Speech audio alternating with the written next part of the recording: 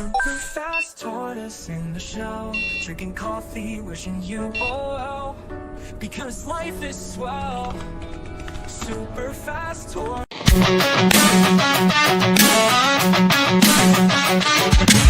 Start the morning with coffee in your cup. Time to hang out with friends and chat it up. Bring a smile and good luck. Hit that like button and let's chat it up. Good times start with us, you and me. Good morning, everybody. Good morning, welcome to the morning coffee show. Let's talk from in the shell and share good vibes and good times. Friends and trends have been the senses. Let's get up, it's senseless.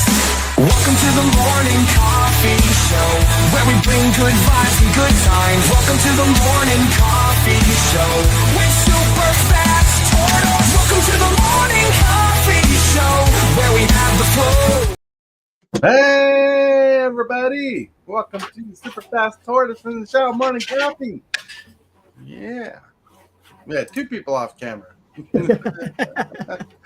What kind of morning is this? Everybody, I got notes. I have notes for the show. It's that kind of morning. Yeah. Well, like after last night and the other night where I dominated with Voltron deck, I'm like, let's talk Voltron, and you kind of inspired it last night. Like, we need to get together and talk Voltron. So I'm like, this could be a good primer. So if we do an episode on your channel, we'll have thoughts and opinions ready for more of a crisp, clean video. Nice. Yeah. Well, you are treading dangerously close to where and why I started Tibalts Apprentice for me. Mm-hmm. It was about winning or not winning, as the case may be. Yeah. And so, being up against formidable decks is what started Tibalts Apprentice. So we'll talk more about that later. We'll talk about that later, everybody. Hope you guys got your favorite libation, like your coffee, soda, drink, milk, whatever you're drinking today. Hope it's waking you up. Woo, woo. Look at Hillbilly. Look at Hillbilly. He thinks he's all innocent. It's kind of funny because he's building a Voltron deck too. Kinda. Well, your commander is a Voltron commander. True. Clotus or whatever. Yep. Yeah. Clotus the Fang Bear. Fang Keeper. Fang Keeper. Oh, Yeah. I keep thinking he's a Fang Bear. There is a Fang Bear in Magic the Gathering, but he cares about poison counters. True. Your commander cares about stealing other people's stuff through combat. Nice. Oh man, it's crazy. It's crazy. Oh man. Last night between the game and the show, I was listening to a lot of music because I needed to listen to music and get my head in the right mindset for the games. And oh my lord, I didn't realize the bracket games I was going to have. The bracket 4 games felt like competitive CEDH to me. That's what I thought watching it. I'm like, holy cow, what kind of bracket 4 decks are these? They are closer to CEDH for sure. Absolutely. Should have definitely brought my Rafik deck to that table. It's a bracket 3 deck, but it plays like bracket 4 better than Tulane plays like bracket 4. But if I was a certain player, I'd always somehow start the game with a Soul Ring and whatnot in my hand. Even though yesterday's games, I ended up starting with Soul Ring in my hand. I thought that was weird. I'm like, hey. It's a curse. It could be a curse. It could be a curse. It depends because there's so much that goes into this. But I'm going to be off and running on our topic, and I shouldn't do that. I should wait till you call for it. Yeah. Well, it's very interesting because it's a very hot topic. Like, to jump into it, like I've been trying to get this topic off my chest. The feelings I had after last night. I felt like Hillbilly the other night who barely survived turn 5. Barely, I didn't. That's the point. You know, like, it's getting harder to scale Voltron decks with the bracket system because the bracket system says it's one thing, and you're like, okay, it must be this one thing. Then it plays completely bonkers. Yep. You know. So How? Oh man, are we jumping into the topic, or should I wait for the card of the day? Should I wait for any of those things? Because man, I'd like. We have to get to the card of the day still. Yeah, But let's do that. Let's do that. Yeah, the card of the day. Card of the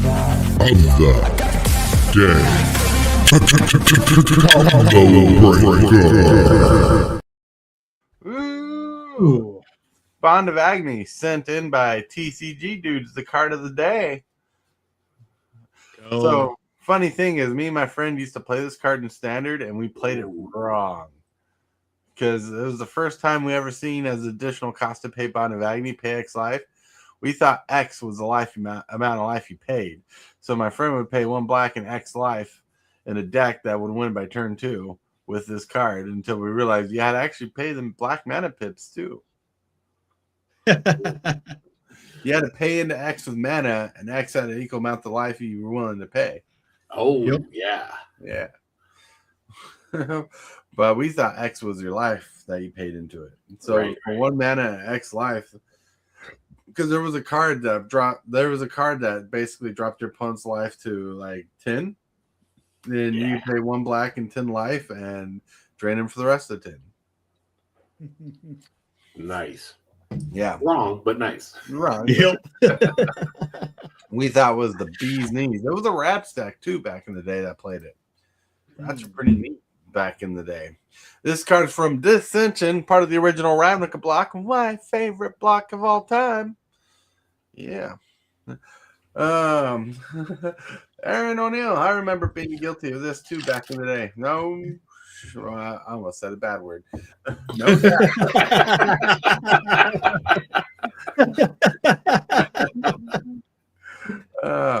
But yeah, I used to be guilty of that for sure. Because like Magic, they don't always make things. When they try something new, and especially without text, like reminder text, you don't always know what that means. That additional cost, Right. I mean, nowadays I know better, but back then we were all in the wild, wild west of Magic. Yeah, but they still make some confusing cards. Just like my Miracle deck says, cards in my hand have Miracle.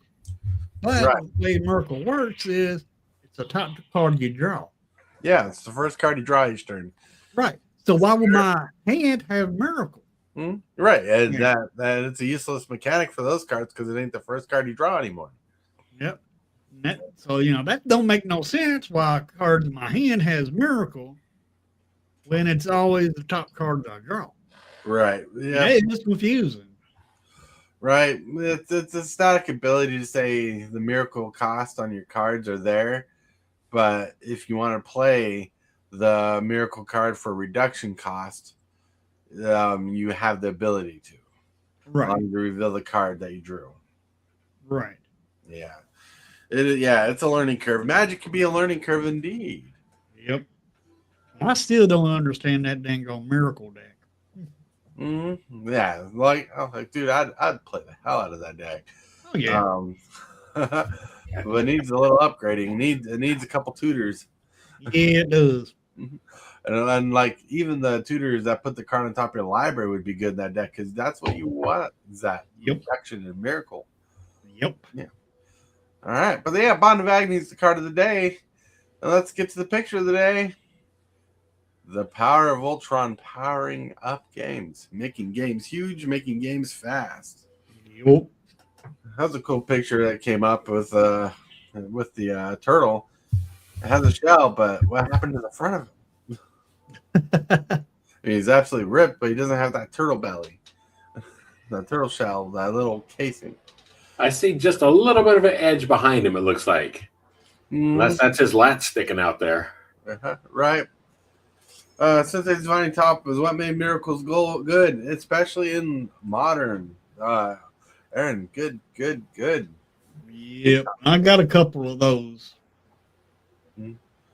Yeah, Divining Top is pretty solid for sure. But yeah, I made the picture of the day represent the topic of the day when we get to the topic because Voltron pushes the brackets, right? That's one thing we noticed, and that's one thing I've dealt with the last couple of weeks. I was a part of it, and I was against it, and it was definitely able to tell that Voltron really pushes the power levels. All right. But with that, my friends, we're going from the picture today to the question of the day. Question today is brought to us by MTG Hillbilly. Oh, man. I bet Tibalt's going to have a field day with this one. Hey, everybody. Here's the question of the day. Since we've been talking about Commander here lately, the question is, can you build a Commander where all your cards cost less than $5 a piece? Well, The answer is yes. the short answer is yes. And you can Yes. find those cards at Tibalt's darkritual.site. You know. No, I want you to buy the $5 cards. Yeah. Um, Yeah, but it has to be a functional commander deck. So, unfortunately, this is now a defunct channel. But if you go to Budget MTG Decks, they did every card under $1. No. Every card. The only restriction was their commander could be like whatever X number of dollars or whatever it was. But every single card in the deck was less than $1, and those decks kicked ass.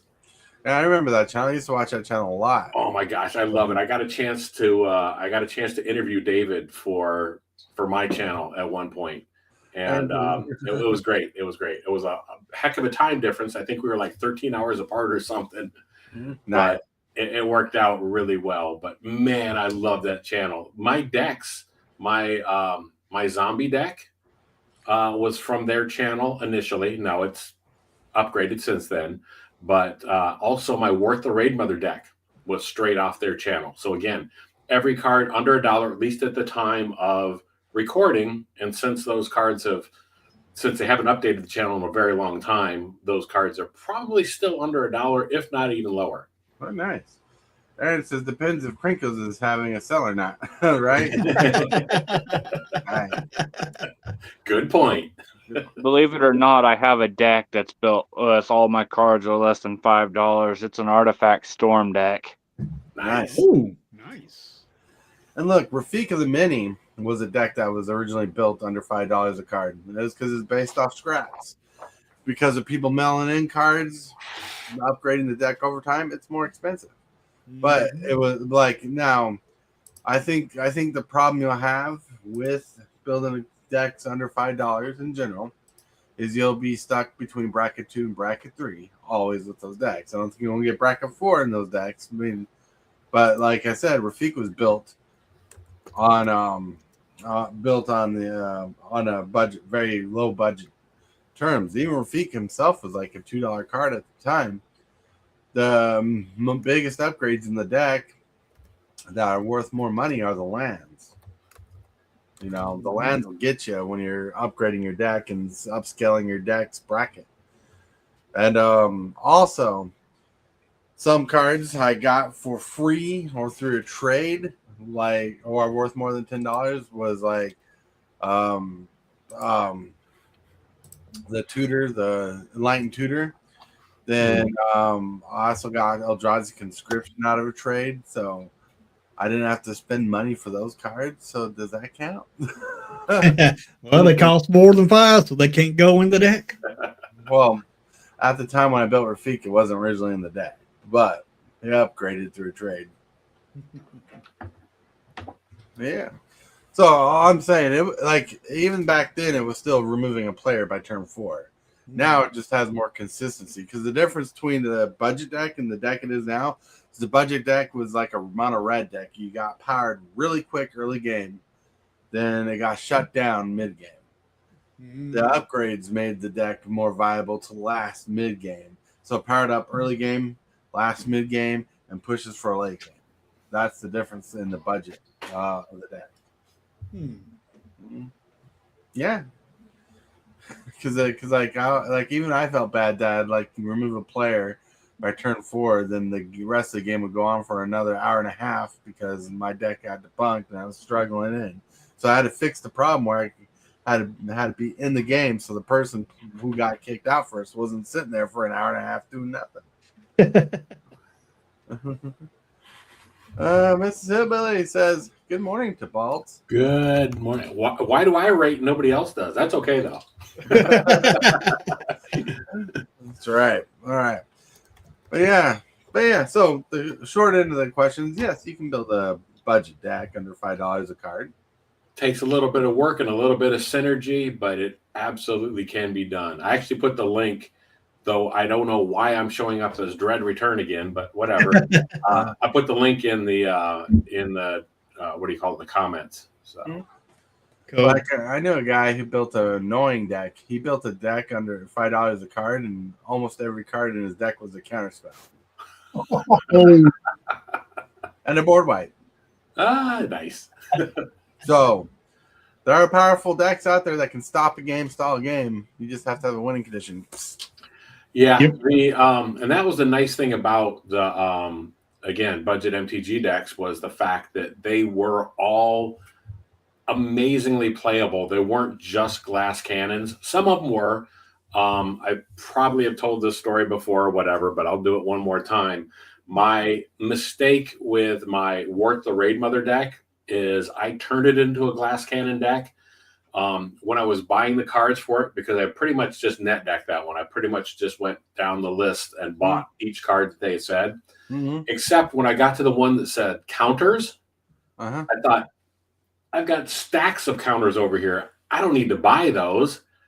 And then when the deck arrived to me, I'm like 20 cards short. They weren't counter, they were generates counters. So there's whole half of the deck that I am not using because I was supposed to be making tokens. I was supposed to be making creatures to attack with. So this straight up just became a fireball deck. I was losing out on half the thing. So I made that one a glass cannon myself. Their version of the deck, though, again, everything under $1 was absolutely awesome, but it was 100% synergistic. And so it did lots of different things. Oh, yeah.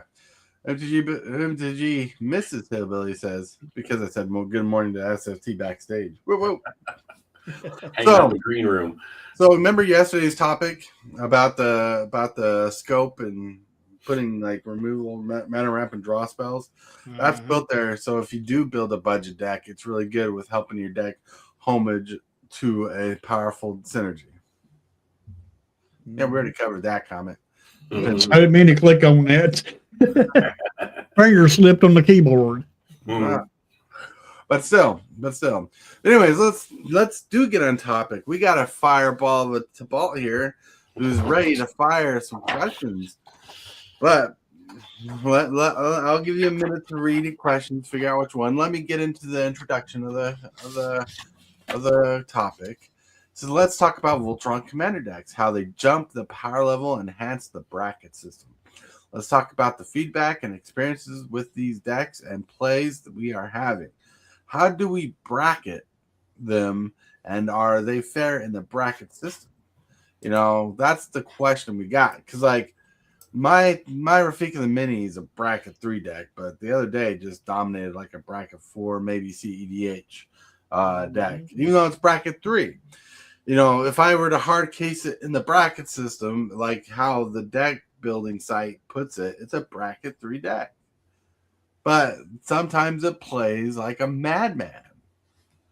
So what kind of problems can that increase? That, like, when you go into a game and people are playing bracket 3 and it plays like a bracket 4 or CDH deck, that's almost not fair to the rest of the table, but you can't always gauge how well your deck's going to play in the beginning. Right. Go ahead. I 100% disagree with you. I think you're wrong.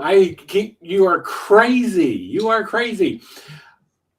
Okay, now I got that on my system. I'm going to say I kind of disagree. I understand what you're saying up to a point, but my general feeling is Voltron commanders are weak, and they're always going to be weak. And unless you're playing at a table full of them. Last night's example was a very good one because everybody had strong decks and relied heavily on their commander. And I'm simply speaking from my personal experience. Your personal experience. Call him Feek of the Mini Week. He's kicked your butt enough times. Yeah, yes and no. And, even if he got my butt, he didn't necessarily get everybody else's. But Right. so here's my general thought. I agree with what you're saying. I understand that individually they can be very, very oppressive or seem very oppressive. Single Voltron commanders at a table can be that way. But if you know you're going into it, I suggest you have a removal package in your commander deck to be able to handle them. Oh, yeah. My goal is, for example, playing at the LGS back in California, in LA there, Captain Nagathrid was just a terror at the table for a while. But threat assessment, I just targeted that commander and made him so expensive to cast that the guy, honestly, like the guy walked just because he got to the point where he's like, I'm never going to be able to cast my commander. My commander is necessary for my deck to work. So, after a few rounds where it was clear that he went and found another game or another table or a pod that he could beat up. So, so that also causes a problem though, if you're just preparing to fight against one single person. So that's why I think it's important for you to put a removal package in your deck to be ready for that. Like I said, if it's a table full of Voltron commanders, that might be something else. But individual games don't necessarily dictate how your whole deck should be built. You missed last night's first game, didn't you? I watched the whole game. I sat there for the whole thing. Last night's first game was ridiculous. No one can get rid of Clotus because he was indestructible, and he kept removing people's removal spells. Well, I was just getting ready to say, you had the stuff to deal with him in your deck. You just didn't get to play your deck. He was playing for you. So, right? Yeah, I watched that whole thing. I wasn't even going to. I was just going to pop in and say hi, but then it's like, this was going to end pretty quick, so I better watch this. So I watched the whole thing from beginning to end. And yeah, okay, I did step out for a second to get some coffee to sit down and watch the rest of it. But pretty intense game last night. It was crazy. Yeah, both games. Yeah, I didn't get a chance to watch the second game and stuff, but the first game I saw the whole thing. But yes, you had plenty of answers in there. The other thing is when you're playing, it feels like the pod needs to address it as best they can. I don't know. I can't speak for every card that I didn't get to see everybody else's deck. I got to see a lot of yours because he kept playing your deck. That's right. But the other thing is sometimes it's important to set aside your desire to win to maybe handle somebody else that is running away with the game. I think a lot of people think, well, I'm going to win. I'm going to let these things happen. You have to balance that out. Right. With, I'm going to take one for the team so that we can all play because this person is getting out of hand. So I don't know if that could have happened last night or not, but anyhow, I'm yammering on to what happened last night. Half my good cards could have not got milled. Yeah. Or not milled, exiled. I was going to say then left in exile and stuff because he was casting some of the good ones, but he wasn't going to cast the ones that you needed. Yeah, he kept removing my counter spells. One Ray Man, what's up? It says afternoon, morning, folks. It says the issue is a Voltron commander is going to get crumped against real bracket 4 decks. Their commander probably never touches the table with the amount of free spells. Well, that's the tough part because bracket 4, like the bracket 4 games we had last night, we had 2 games where the person who was winning in each game felt like more of a CEDH deck than a bracket 4. Like, and that's because the amount of spells, especially when someone gets like a turn 1 Soul Ring and Arcane Signet on the battlefield, like then gets mana rocks, then gets the stuff to play. The free spells aspect is insane. Clotus is like, I never heard of him before, even though he's in Tarkir. I should have known him, like Dragonstorm, because Tarkir is one of my favorite blocks of the year. But like he's a really good commander and built right, and even his deck can be built on a budget. Like Hillbilly was asking, like $5 budget. With a good focus and synergy, there's definitely a way to get the value out of it, because the value for Clotus is getting the value from your opponents, and the bigger and more dangerous Clotus gets with his power and as much damage as he gets, he's going to be stealing lots of stuff. You know, and look, I think if I played Rafik, my bracket 3 deck last night, I think I'd had a better chance of winning. So the real difference between Power 4 and 5 is the base around the meta. So a 4 deck probably is as powerful as many CDH decks can be, I guess. Because my bracket 4 deck's not that powerful, apparently. It's like on a lower scale. Oh. Swords of Plowshare exiles the commander outright, ignores buffs, and indestructible protection path. Exile does the same. Cheap exile deletes the threat for good generous gift, removes the mini permanent. That's right. And Dread Return, it also says, or as equipment, creatures lands, huge versatility, beast within, same flexible removal, and green hits commander and their protection pieces. That's right. The list goes on. But you have to get those cards in your hand, and that's what I saw happening. And sometimes just bad matchups happen. I mean, that's the thing too and stuff. So sometimes it could just be bad. But if you've got enough things like Reality Shift, Return to Dust, Forsaken the Worldly, Aura of Silence, Wear and Tear, there's all kinds of things that you can do that will help protect yourself from Voltron. Mm-hmm. That's a good point. One Rayman.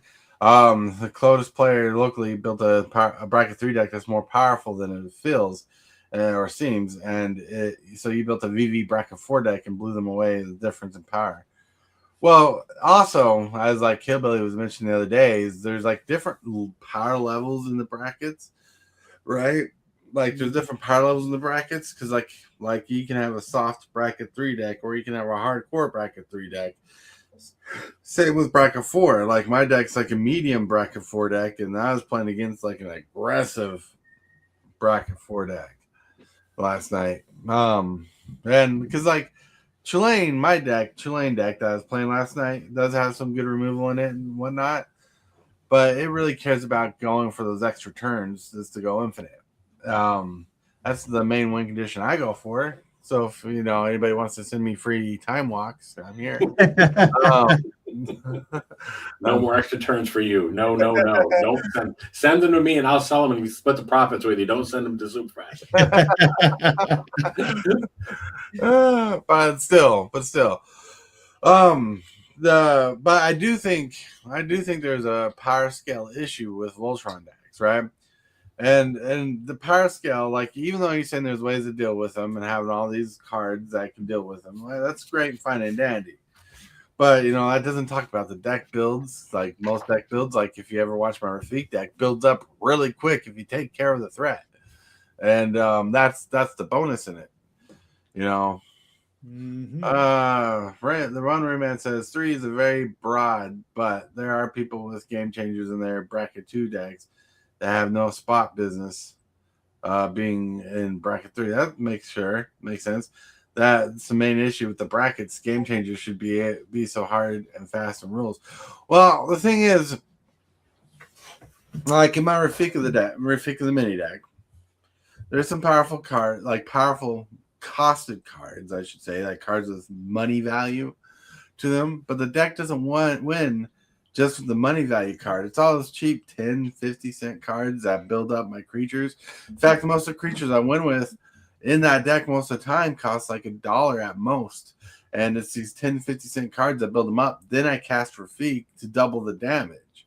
Mm-hmm. And Clotus, last night's deck, was about getting Clotus out first, fast, building them up, and do that damage to steal your opponent's stuff so you get the value from your opponents.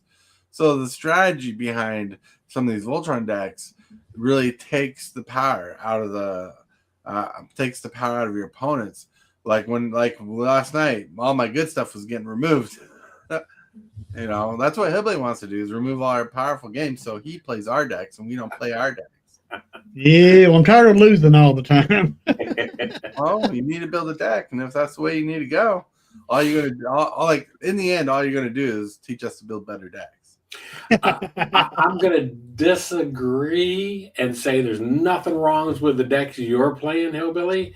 And I think there are. So this is just a difference of. I don't want to say difference of opinions. I think it's a difference of strategies. Mm-hmm. And I think maybe what Hillbilly needs to do or wants to do or should do is build in a more similar fashion to the decks that I try to do that are more toolbox commanders. Right. Where it's not necessarily, I'm never really focused on the win condition per se. I'm focused on dealing with specific larger issues. And maybe that would be a better way. So it's a different strategy and a different approach, right, I think, to the decks. There's always a different approach for sure. The one Rayman says, like my Walls deck, bracket 3, but only because it has Seedborn Muse and Aura Shards. These aren't expensive cards, but they are on the game changer list. That's right. And 2 box equals life. Those decks are so much fun. No, I get it. Like our deck building strategies, I think Hillbilly is learning his deck building right now, like getting better, trying to get better at it. Because Clotus is kind of a, if you know Voltron, Clotus is like a self build. You kind of know what you need. Toolbox. Right. Like my deck building strategy is always similar, but they always change based on the win conditions I want to win with. Like when I build a deck, I think about how I want to win more than what do I win with, right? Because like when I build a deck, I don't think how am I going to win with this card. I don't think that. I think what's my winning strategy? With dragons, I want to smash face. Well, how am I going to smash face? Well, I need to get cards from the yard or get cards out fast. Captain Waffles. Captain Waffles. Good morning. But then also one of the things I do think about when I build decks, I don't think a lot of people talk about when deck building is. And then we didn't talk about it yesterday, and what that is, scale sneaks, dragons for the win. That's right. I love dragons. But anyways, one thing that no one really talks about when deck building is not threat assessment, but thinking of game interactions. Like when I'm building a deck, I'm like, well, okay, here's how I want to win. Here's my path to winning. Now, if people want to, the basic interactions to stop my win condition is going to be removal. How do I stop that? Or how do I go against that? I need to get back in the game. Hence why my Jurassic Park deck has that big removal, that reincursion package, because people are going to blow up dinosaurs on sight. I mean, those things are huge. Have you seen those things? They're huge. You know, people are going to blow them up, board wipe, whatever. So I need to get them back from the graveyard or clone them, you know?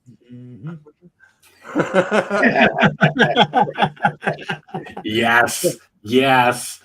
And I know people say that's a crutch and it's a bad thing to do, but sometimes a board wipe is the best way to reset the game for everybody. And I think, and this is going to sound horrible, but we keep talking about the game that you had last night. I almost feel like other players should have done themselves a favor by taking you out of the game quicker, because he would have then lost his stuff and he would have lost his stockpile. Right. I can't take myself out of the game.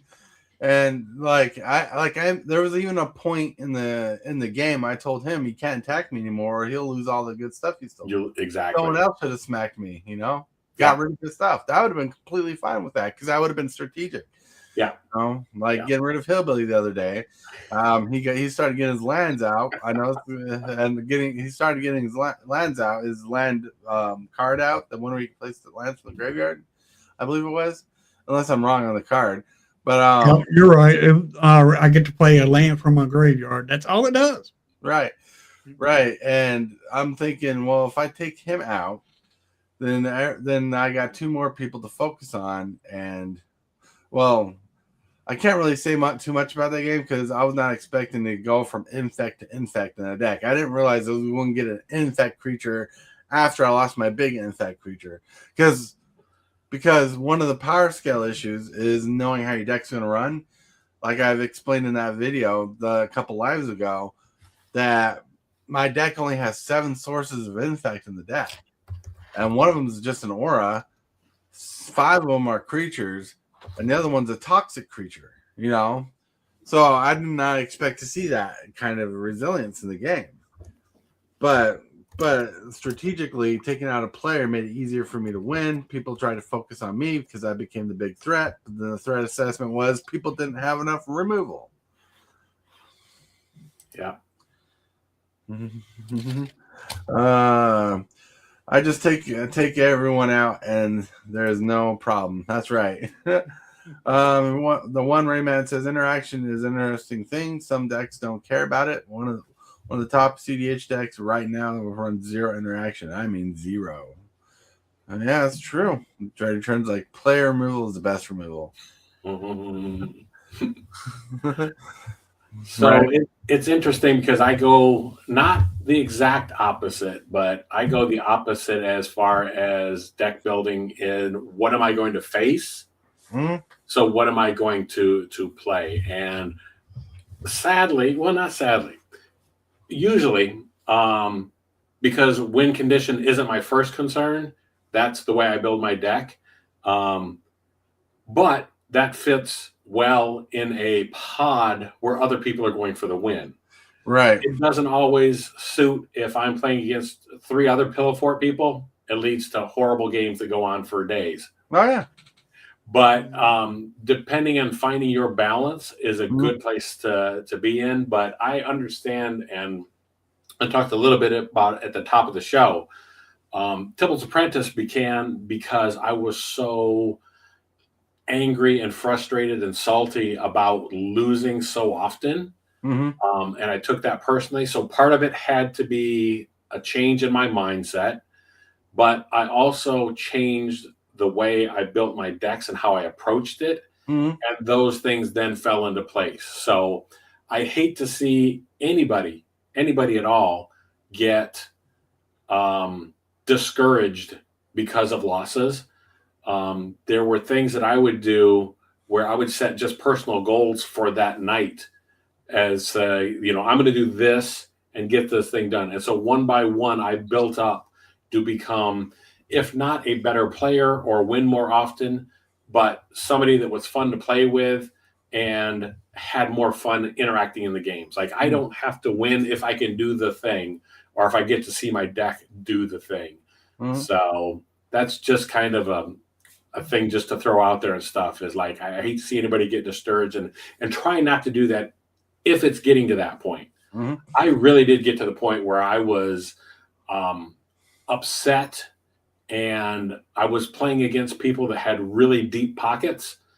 And I felt that I was in an insulated group of players, a specific pod.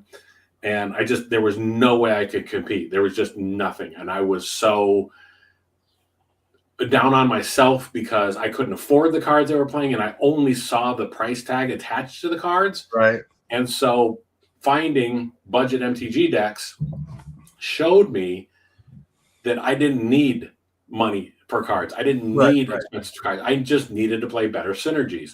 And I remember that feeling. I can still remember the excitement when I looked at my hand and I'm like, I'm going to take these 2 word out this next turn because it was so exciting to me that like I'm gonna get them.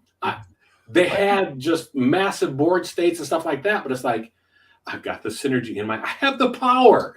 There's a lot of power in budget cards for sure. You know, the term dies of removal, people like they try to shake it off like, well, it's an obvious thing that it's like dies removal, but removal's cheap in general. Like, like last night, if I had a card in my deck that destroyed all artifacts, which I did in my hand, I couldn't play at the time, but I could have destroyed all the artifacts on the board. It's a cheap card. There's cheap cards. Like the card I had was like $1.20, right? They used to be like a $20 card, but they reprinted it. It's the creature that destroys all artifacts and enchantments and enters the battlefield with +1 counters. But yeah, so good. TCGdudes says Voltron isn't problematic. The targets are clear and the weaknesses are usually visible Free counter, damage prevention, tricky part is ready for it. Right. Well, the Voltroners like me build their deck to be hard to deal with early game. That's the thing. That's the issue I deal with.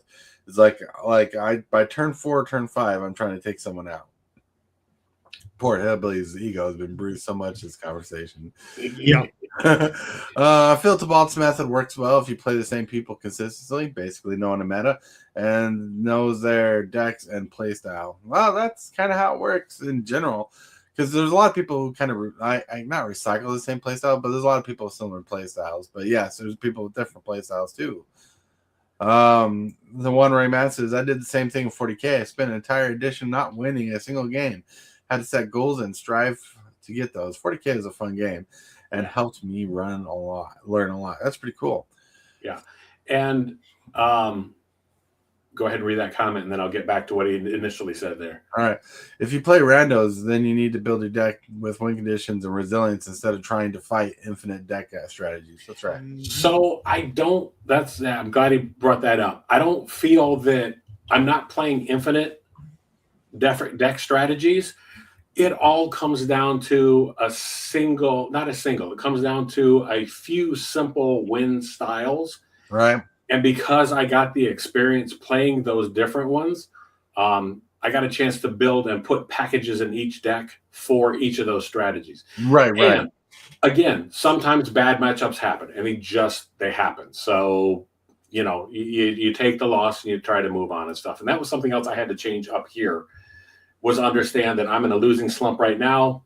I'll be on top again. It'll come back around. Yeah, we can't win every game for sure. Well, you can. I can.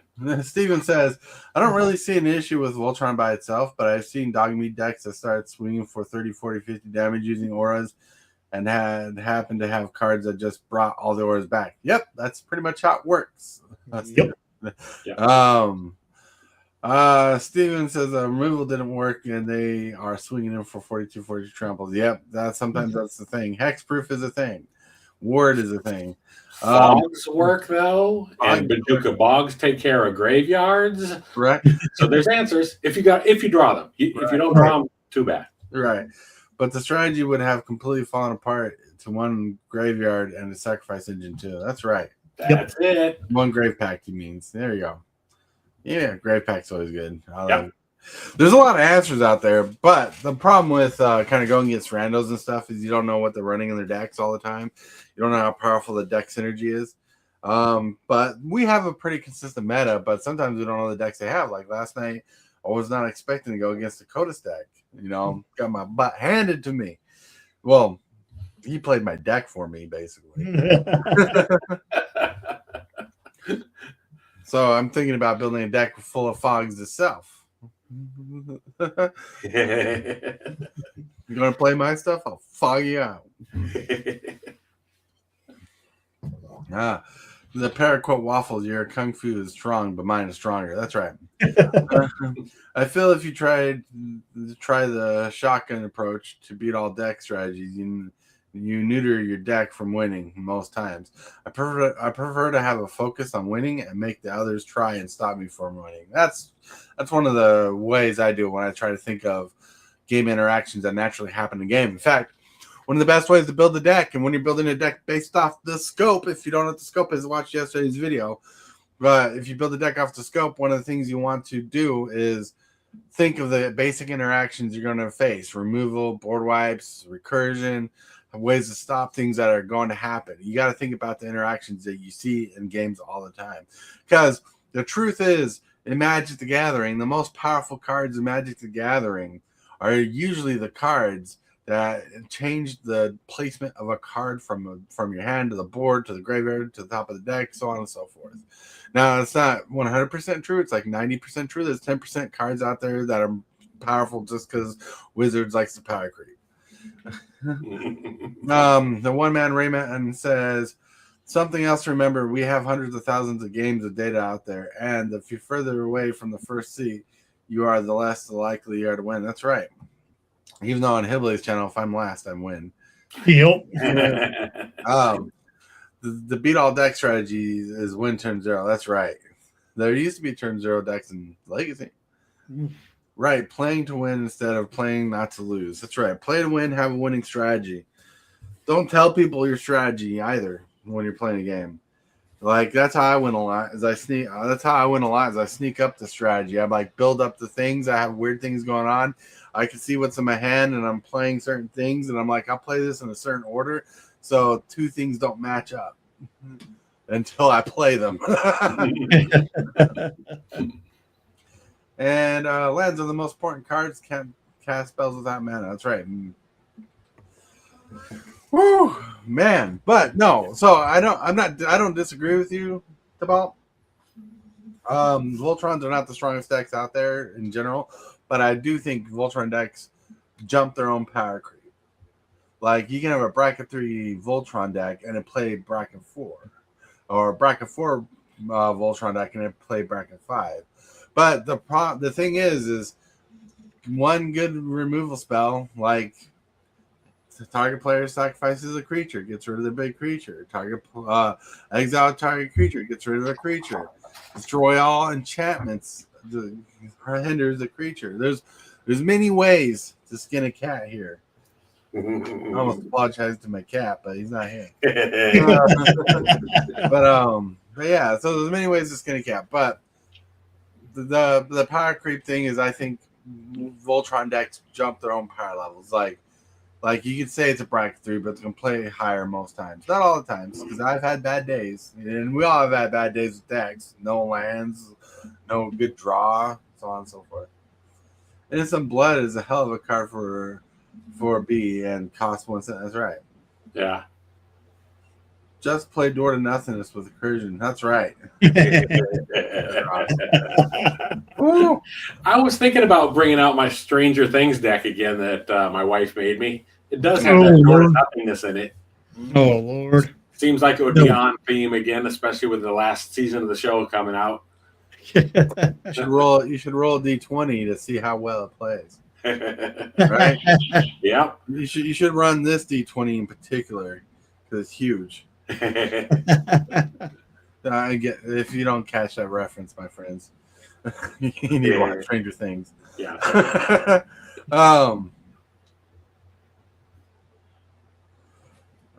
Disciple the Vault, then play Phyrexian Dreadnought and sacrifice 20 0-cost artifacts. Yeah. I really got to catch some of your guys' games. You could even be on the games if you're part of Discord. We ask people if they want to join the games. Mm-hmm. Tuesdays, most of the time, it's Tuesdays, Thursdays, and Friday. Mm-hmm. Captain Waffles, I'm so pissed. We have to wait Christmas to see the last episode. That's right. I'm not getting Netflix until it's done. When it's done and the whole thing is out there, then we're gonna go ahead and get it so we can binge it, because that would just be too frustrating to get that close. Right. So yeah, so Tuesdays, Hillbilly hosts a Commander game. Thursdays, Fridays, possibly Mondays now, we play Commander games on my channel. Mm-hmm. It's like, join the Discord now. There you go. Good idea. Yep. They can be fun for sure. Oh yeah, we stream them live. Yep. There you go. There should be a live link. Let me know if it works. If it doesn't work, I'll send you a better link. And if you want to get into my Discord, just shoot me a message. You should be able to find me over on Tortoise's Discord somewhere. And if you do, just shoot me a message, private chat me, or whatever you call it, DM. And I'll send you a link to my Discord. That way you'll be able to get a hold of me. Sorry, go ahead. Yeah, send them a link. You can post a link in the chat. You know you can. I don't know my Discord link. You know how to get it. Yeah. Oh, but where did the time go, my friends? Somebody else cast it. Oh man, And exiled it. I still have a feeling you didn't ask all your questions. No, I was not asking questions. Like, I have a list of Voltron stoppers. Not Voltron stopper, just a list of various budget and not budget cards that can be used to slow down a budget player. Or the other thing to do, like I said, is work with other people at the table. And I'm not the best at doing politics, but politicking for your life sometimes is the answer too. So Don't get me wrong, I suck at politics too. It's not because I'm not good at it. It's I know I have to stab you in the back later on, anyways. I get that. I feel bad about it, and I don't like making deals ever in anything. But you know what I mean? As I'll do things for friends. Anyway, that's going someplace else. But playing, like I do, I get that. Like I hate to give up anything or whatever. I want to be able to do whatever I want to do, and I don't want to have my hands tied for X number of turns to not be able to. But if it saves me and it gets to the game. The other thing too is to keep in mind is we're arguably supposed to be playing this for fun. So if your only desire is to win, you're not necessarily going to have fun, especially if you're against other opponents that only want to win. So that comes down to a rule zero discussion too. Let me tell you the last time I really did some hardcore politicking. I was low in the game, and my son was going to attack me to kill me. And I said, but his threat was on the opponent's side of the board, like the other opponent's side of the board. So I convinced him that if he didn't attack me, I'd remove his opponent's creature from the game. So he didn't attack me, so I board wiped on my turn. I knew that was coming because I talked about that before too. It's not what you say, it's how you say it. So, yes, I made a deal. Yes, I saved the table, but yes, you lost everything too. That's part of what I appreciate and enjoy too, though, too, is like, well, I said I was going to do this to the letter. Okay. Winning is fun. I feel attacked. Yeah, see, exactly. Get that guy. Thank you, Rayman. So tonight, if you're available at 7 p.m. Central Standard Time, I will be doing a call out unless you reach out to me first, because I think Hillbilly wants to play. I know Player 2 wants to play. So if you want to play, let me know, and you could be our fourth. I just want to say something about our games. My games that I throw on Tuesday nights, it's first come. Just to make it fair to everybody, it's first come first serve because table fills up, you can't hold a seat for somebody else because you never know how long it'll be before they show up, and that's why it's always ran as first come first serve. As soon as the table's filled up, the invites are shut off. Oh, the real Rayman says he'll be running a local F&M tonight at the LGS I work at. Nice. That's amazing. That's awesome. I'm glad you get to do that. I wish I could do that. and I don't mean that ironically or anything. I just wish I could go to the game store more often. Me too. But anyways, my friends, what a killer filler day it's been. But we got to get to this. Hit that subscribe button. Become a part of the crew. Too much to take. Show is lit. EP23, are you game? Rise, creep, rise, building a following as we gain. Spitting fire like a dragon, no one can bring us down. EP23 in the house, we own this town. Ripping through the beats with a fury. Woo! Hi, everybody. We're at the shill section, the thrill section. Can't believe we're here. Like, I feel like we got like half an hour left, but we don't. Wow. It was completely filled of words and interaction. I love it. I mean, I don't love the fact that I feel like the show went fast, but Really, it was a filled show, you know. But anyways, we got to get to the shill section where people can tell you where you can find them, talk to them, watch them, or in Normal's case, he will tell you what's up.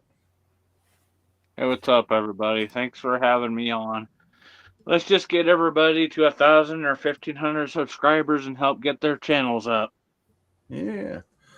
All right. Okay, really quick. Thank you guys so much. I really enjoyed these streams. Hopefully I can get in a game on Tuesday. It's the day I'm available the most. But if I miss y'all, the call, I'll try again next time. Hey, yeah, no. Try to hit us up on Tuesday. Hillbilly's the channel to hit up on Tuesday. Yep. All right. And Steven says if someone plays that tutor card that moves control when used and promises to give you the second tutor, If you give him a third, don't give it back to him. That's right. Nice. All right, let's go with Tibalt. Dang it, I am trying to figure out how I could get this list because I actually have a Word document or a PDF that has all the removal cards on it. So I need to give handouts for the show, so people can find that. Anyhow, I'm supposed to be shilling stuff, so go to darkritual.site. That is the best place to find everything Tibalts Apprentice there. You can find the Arcane Nexus, where you could find suggestions for cards that you might want to play in combination with other things. You can find my blog. You can find my store. You can find everything at darkritual.site. Darkritual.site. Not .com, not .org. It's .site. .site. And remember to buy all your singles from Tibalts Apprentice, darkritual.site. Yes. Yeah, I don't know. I don't know how that works, but all right. Let's go to Hillbilly. Hey, everybody. I'm mostly a standard player. I only play Commander once a week, unless I'm playing with Tortoise, which is most of the time Thursdays and Fridays. We'll be playing tonight, as far as I know. But this afternoon at 2 o'clock, I will be doing a arena stream. I'll be playing some standard. We're going to try to come up with a new deck there on arena. And I got playing for today. Playing for today. Woo-woo. All right, everybody. It's Super Fast Tortoise. I want to thank you for joining the show today, having a good time, good talk, enlighten your days. I am definitely trying to get the show more up to par to brighten your days. We want to make your days good. We want to have interesting conversations. We want to fill in your hour to wake you up for your mornings. And thank you for doing that. Thank you for subscribing. Hit that subscribe button if you're not subscribed and want some more conversations like that. Hit that like button. Share this video or hype it up if you got the ability. Hype. That's weird saying hype. Like, but still. Anyways, my friends, I want to thank you guys for all being here. Tonight's game will be at 7 p.m. Central Standard Time. Hit Discord if you want to be part of it. We already got 2 players, so we need 1 more player. With that, my friends, I want to thank you for being here. I want to remind you that you're awesome and amazing. I want to thank you, channel members, for growing the channel the way you do. Subscribers for growing the channel the way you do. You guys rock. You guys rule. I remind you that you're loved. Someone's thinking about you. And if you can, say and or do something positive. Oh, my Lord. Oh, Nice. wow. Awesome. Thank you. Congratulations. There you go. For a second there, I thought Hillbilly did that. Nope, I'm innocent this time. I'm innocent. That's right. Deny everything and demand proof. That's right. Totally blew my mind. Thank you so much. I appreciate it.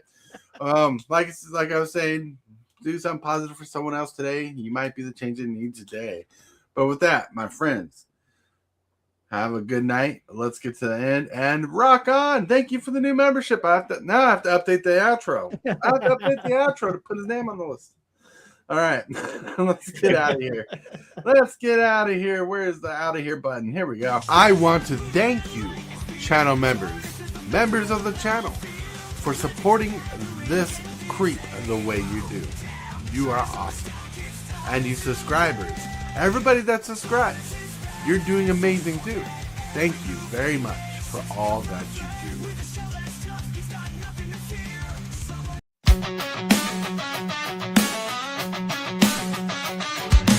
Start the morning with coffee in your cup. Time to hang out with friends and chat it up. Bring a smile and good luck. Hit that like button and let's chat it up. Good times start with us, you and me. Good morning, welcome to the morning coffee show.